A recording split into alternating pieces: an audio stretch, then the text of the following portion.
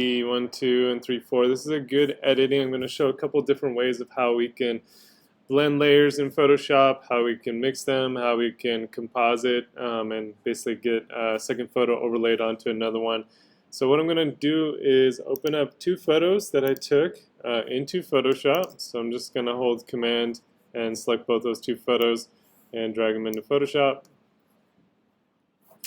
Alright, so what we want to do is basically move one photo onto the other. This is good for combining multiple layers in Photoshop. So what I'm going to do is click on my Move tool in the upper left hand corner. I'm just going to snap off my one photo I want to go on top. So it kind of disconnects from that top tab. I'm going to click inside this photo, click and hold the click, and drag and drop it over to your other photo. So the key is to basically click and hold and then drag and drop over onto your photo. I'm just going to close this one so I don't get confused. So you'll see on my first photo I now have a second layer. And again, I can use the Move tool to move it into place. Depending on how you shot your photos, you might need to resize the photo. So what you can do is just go to Edit and Free Transform. The shortcut is Command T on a Mac. And so then if you needed to resize it for, maybe it was a little smaller or bigger than the source file, your bottom layer, you could resize it. Just hit the double click or that check and it'll free transform it. Right now is at a good size. So what we can do is a couple different ways. How do we show the layer below is on our top layer, just make sure that's selected, not your bottom layer but your top layer. You can play with the opacity, and so you can kind of see at different opacities what it looks like when you change your opacity. There's our bell for passing period. Another way is to use blending modes. So blending modes will have a lot of different options. So make sure your layer is selected, click on normal, and then you'll see when you click on different blending modes or you hover over them, you'll see how they blend in different ways. So I'm just going to kind of slowly go over some. The typical ones I use are multiply, screen, overlay, and soft light, sometimes hard light, depending on what look I want. But you'll see how it does, especially when using different types of photos, how it looks different and how it blends different. Some are cool, some are fun, it's just your personal preference. So multiply is typically going to show the darker parts of a layer through. Screen will show the lighter parts well. Overlay is kind of like a contrast. Soft light's a little softer, hard light's a little stronger of that contrast. So it's really personal preference. Let's click on hard light. And again, if it's too strong, you can back down the opacity, right? And so maybe you're just showing a percentage of that layer opacity instead of 100%. So this is where, once you kind of have it in a cool blending mode, how do you want it to overlay? It really comes down to, maybe doing some free transforming again. So again, I could go to Command T, free transform, Command T, and then just click on a corner and you can size it up and down. If you hold the Alt Option key, it'll let you change the perspective, and then the Shift key will kind of let you warp it in different ways. So if you're clicking on a corner, hold the Shift key. Otherwise, if you let go of the Shift key, it'll keep the same ratio. And so depending on how you want it to blend, you can also right-click inside the photo or Control-click, and then you can flip it, horizontally, vertically. So lots of different options. So it really depends on how you want to blend it, right? So I think what I actually might want to do is I'm just going to flip it back. Kind of like it when I flip the horizontal. And again, I can, start playing with how it blends with the other photo. So maybe I'm just gonna go here. Here we go. That looks kind of cool there. And then once I'm happy, I can hit the check, hit return, or double click, and it will confirm that. That looks pretty cool. Maybe there's parts that I want less of in a layer or more of in a layer. Like maybe I want to see the lower layer a little better. So what you can do is add a layer mask. So just click on this little kind of Japanese flag, and again, if you hover over it, it should say add a layer mask, and then it'll add this layer mask. So make sure it's attached to that top layer. I'm going to go to my brush, so the brush tool, and what I want to do is just lightly paint off on my layer mask, so not this the photo, but the actual layer mask, make sure that's selected. I'm going to get my brush. I'm going to bring my flow down to a lower percentage. I'm going to use a soft 0% hardness brush, so nice and soft, and it's set to black. So again, you can switch between white and black here, or you can press the X button, that'll switch it too. And so then if something's kind of covering her on my top layer, I'm just going to kind of remove some of that. So how layer mask works is white shows and black doesn't show. So if I don't want to show part of my top layer, I would paint some with black, right? And so then I can kind of, fade off some of this stuff that's kind of covering her face, and that way she kind of shows more transparent. Like maybe I want to bring it more over here and less of, the top photo. And so I'm just kind of gently painting with black, certain areas, so I can kind of just see her layer a little better, a little stronger. Right, that looks pretty good. You can see my little layer mask where I painted black. And again, if you mess up, you can always switch it to white and paint it back with white. So white shows, black doesn't show in a layer mask. So maybe I'm happy with this. What I want to do is save my layer so I can keep working on this. So I'm just going to go to File, Save As. I would recommend calling this like V2. And then what you want to do is make sure this is saved as a Photoshop format. That'll keep your layers so you can keep working on it later. So I should say .psd, and make sure it's in the right folder. I'm going to hit save and OK. It will be a bigger file because basically anytime you add a layer, it like doubles the size. So if I go to my photo here in Bridge, there's my JPEG, which is 5 megabytes, and this one's 300 megabytes. So the second you start playing with layers, it makes the file size bigger, so it does take a longer time to save.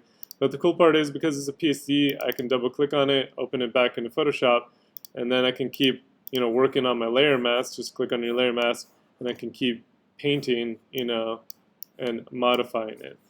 Once I'm happy, I do want to see your layers when you present, so just save it when you're done as a PSD. If you want to put this on a Google slide, you need to save it out as a JPEG. So what you would do is go to Layer, Flatten Image. It's going to combine your layers. And then we're just going to go to File, Save As, and then change our format to a JPEG. Hit Save.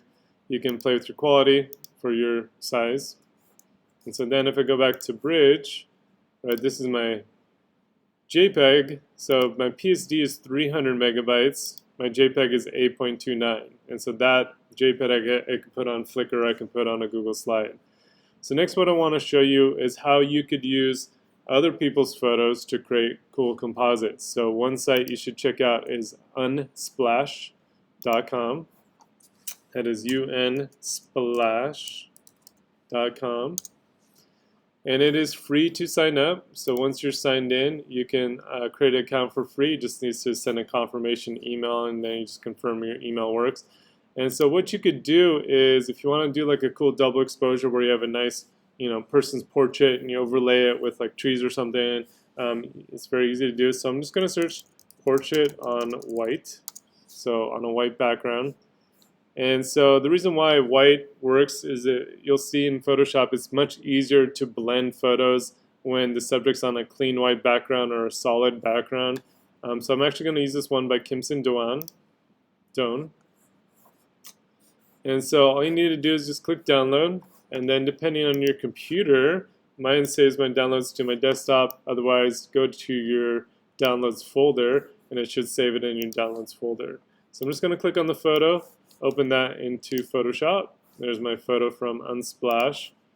And again, only use this for, I would, keep in mind you should give credit to the photographer if you're putting this on social media or on websites. But if it's just for class, it's fine just to use it as you want. And I'm going to open up a photo I took of some class. This is my own photo. And I want to overlay this with the photo of the subject.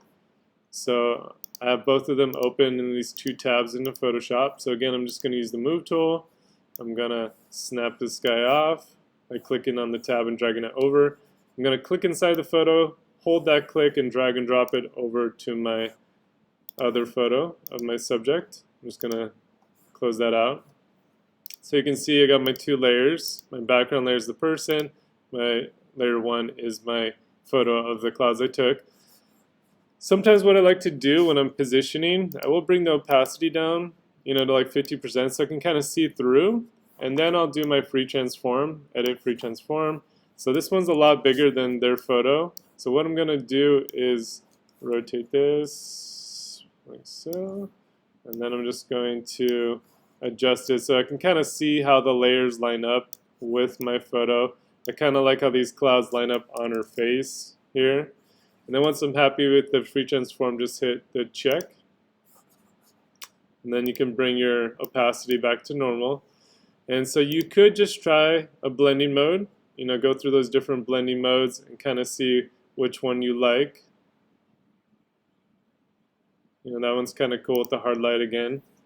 And so maybe I'm happy with this. I could save this out. I could add a layer mask and, get my brush again and maybe take off some of the, let's switch that to black. Take off some of this so it's not blocking her eye, right? And kind of play with the layer.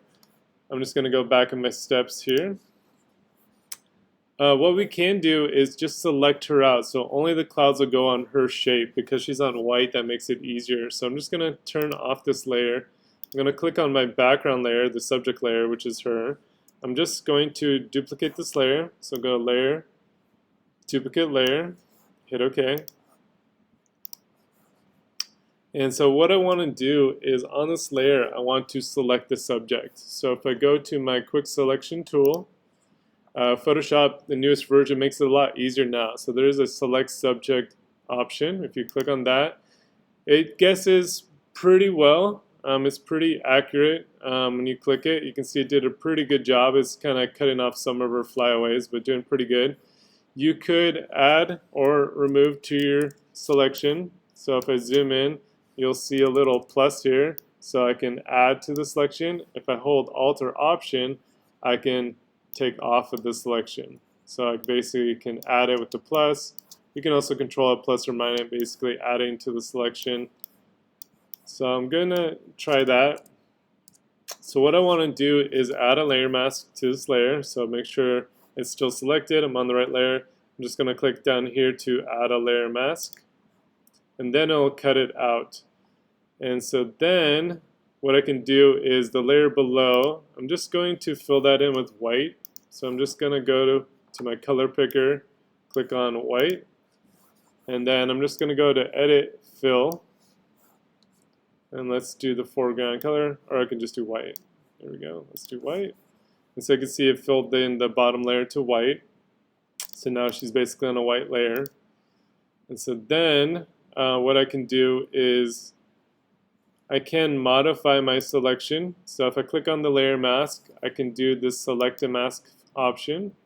And when I click on that, I want to use this refine edge brush tool. And what this does, you can modify your view here. So it might be on a different view. I prefer on black in this situation. I'm just going to zoom in. So press Command plus to zoom in. And so wherever I paint with my refine edge tool, you'll see it'll do a better job with this hair. It just kind of helps Photoshop understand what it is you're trying to cut out. So now it's bringing back some of those eyelashes here. It's not going to be perfect, but it does do a better job of, kind of understanding what your edges are. And so I'm just going to do a quick, kind of just going around her hair real quick and her figure. And then you can modify it further. So if you want to smooth the edges, maybe they're too jaggedy, you could smooth it. You could feather it in or out and make it like a softer cut. Or you can make that edge harder and bring up the contrast. So depending on your situation, it really depends on what you're compositing, but you could modify it. You can also shift the edge in or outward, depending on how you want it to cut out a subject. So I'm just going to leave that. Once you're done, just hit OK. And you'll see, if I zoom, this is my before and after. You'll see it did a much better job, before it cut off the eyelashes, and now it brought those back and brought a lot more detail into, her eyebrows here.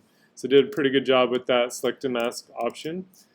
So now what I want to do is to blend and attach my top layer. So again, you could change those blending modes. I'm going to stick with hard light. And what I want to do, instead of it being on the whole photo, I want this attached just to this layer. So I'm going to press the Alt or Option key, and when I go in between the layer, I get this little box with a downward arrow. And so if I press Alt Option and then click, it'll attach it just to that layer.